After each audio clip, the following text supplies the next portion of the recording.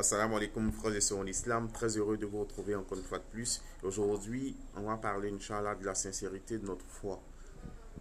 Allah il dit, il aime ceux qui sont véridiques, il aime ceux qui sont sincères. Et le prophète dit, sallallahu alayhi wa sallam, il dit, toute la religion n'est que sincérité. Lorsqu'il n'y a pas de sincérité, il n'y a pas de religion. Et quand il n'y a pas de sincérité dans une action, Allah ne l'accepte pas. Mais nous, on dit qu'on est musulmans. Mais est-ce qu'on est sincère dans notre parole? Est-ce qu'on est sincère dans notre engagement envers Allah subhanahu wa ta'ala? C'est de ça qu'il s'agit.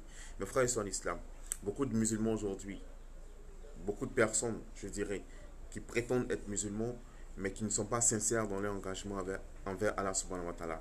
Parce que, je l'ai toujours dit, lorsque tu dis que tu es croyant, que tu attestes qu'il n'y a Dieu qu'Allah, et que Mohammed est le messager et l'envoyé d'Allah, tu dois entièrement te remettre à Allah subhanahu wa ta'ala. Combien de frères aujourd'hui portent des bagues, soi-disant pour se protéger des accidents, des sorciers ou de je ne sais quoi.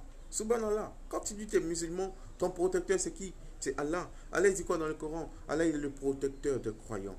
Donc quand tu dis que tu es croyant, tu places toute ta confiance en Allah. Tu ne crois plus aux bagues que le charlatan te donne. Tu ne vas même plus voir le charlatan. Parce que tu sais qui consulter quand tu as un problème. Parce que le seul à pouvoir résoudre tes problèmes, c'est Allah subhanahu wa ta'ala. Si tu as une bague, que tu portes une bague noire, rouge ou je ne sais pas, débarrasse-toi de cette bague-là. Parce qu'elle ne t'apportera que des problèmes. Elle ne t'apportera que la malédiction d'Allah, mon frère.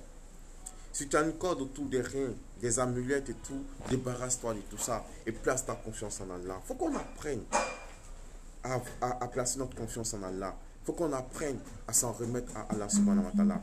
Allah dit les croyants, c'est ceux qui disent Inna lillahi wa inna lillahi raji'un. À Allah nous sommes et à Allah nous retournerons. Et les bons croyants sont ceux qui acceptent le décret d'Allah. Peu importe la situation. Vous pensez que le prophète n'a pas été éprouvé? Il a été l'homme le plus éprouvé. Et le prophète dit sallallahu alayhi wa sallam, il dit Allah il n'éprouve que les gens qu'il aime. Lorsque Allah aime une personne, il soumet cette personne-là à des épreuves. On sera éprouvé. Et Allah même a dit ça dans le Coran. Il dit, vous pensez qu'on va vous laisser dire nous croyons sans vous éprouver? On va vous éprouver comme on a éprouvé ceux qui sont passés avant vous. Afin de distinguer parmi vous ceux qui sont sincères. De distinguer parmi vous les vrais croyants. Donc c'est à travers les épreuves que Allah, il va nous montrer à nous-mêmes si nous sommes sincères dans notre foi ou pas. Donc mes frères et sœurs en islam, apprenons à être sincères dans notre engagement avec Allah.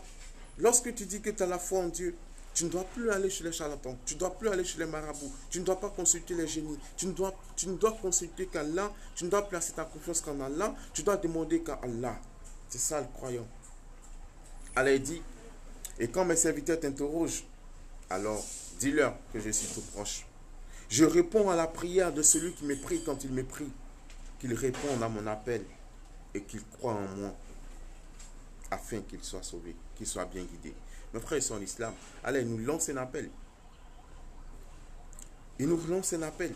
Répondons à l'appel d'Allah. Et lorsque Allah, on va l'appeler, il va nous répondre. Parce qu'il est plus proche de nous qu'on l'imagine. Allah, il est partout avec nous.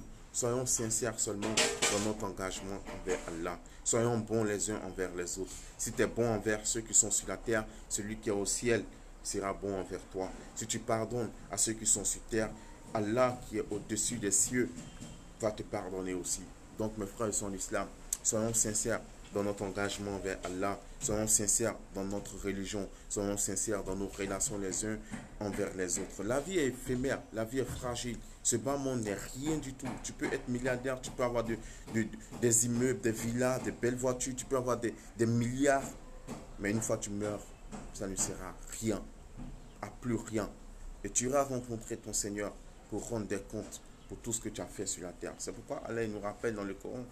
Il dit, craignez le jour où vous serez forcés de vous présenter devant nous et où vous serez forcés de rendre des comptes pour ce que vous avez fait sur la terre.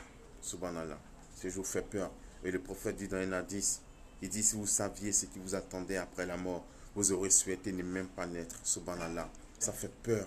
Ça fait peur. Mais on a l'impression que nous, ça ne nous choque pas, ça ne nous dit plus rien, absolument rien. Mais non, ça fait peur.